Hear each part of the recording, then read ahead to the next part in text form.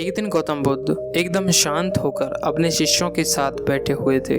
उन्हें शांत बैठे हुए देखकर शिष्यों ने मन ही मन सोचा कि आज कहीं गुरुजी की तबीयत तो खराब नहीं है या फिर गुरुजी को कोई परेशानी तो नहीं है जिसके कारण आज वह मौन नहीं कर रहे हैं।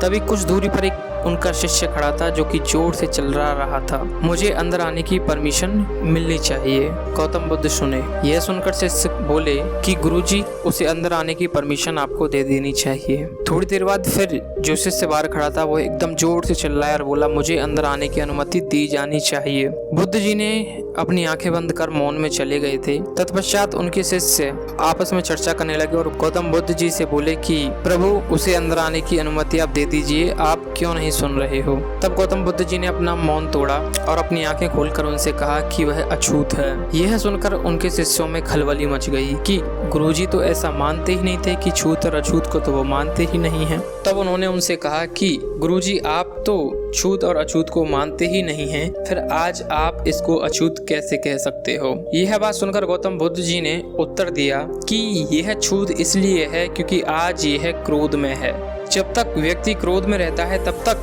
वो मेरे ज्ञान अनुसार अछूत रहता है। जब तक इसका क्रोध शांत नहीं हो जाता तब तक मैं इसे अंदर आने की परमिशन नहीं दे सकता हूँ, क्योंकि क्रोध के कारण ही हम न जाने ऐसे अनेक कार्य कर बैठते हैं जिनकी हम सपने में भी कल्पना नहीं कर सकते कि उन गलत कार्यों को हम करेंगे। क्योंकि क्रोध में आकर हमेशा तन, मन और धन तीनों चीजों को मनुष्य हानि ही पहुंचाता है। यह सुनकर जो बाहर शिष्य खड़ा था, जो कि क्रोध की अग्नि में जल रहा था, अब वह पश्चाताप की अग्नि में जलने लगा और थोड़ी देर बाद उसका क्रोध शांत हो गया और तत्पश्चात वह अंदर आने की परमिशन बुद्ध जी ने उसको दे दी। तब उसे गौतम बुद्ध जी ने समझाया कि शिष्य, क्रोध करने से किसी और का नहीं बल्कि आप अपना ही सर्वनाश करते हो। क्रोध में आप अपने तन, मन और धन तीनों की ही हानि करते हो, जिस वजह से आपको बहुत सारी परेशानियां उठानी पड़ सकती हैं। तो गौतम बुद्ध जी हम सभी को सिर्फ एक ही प्रेरणा देना चाहते हैं कि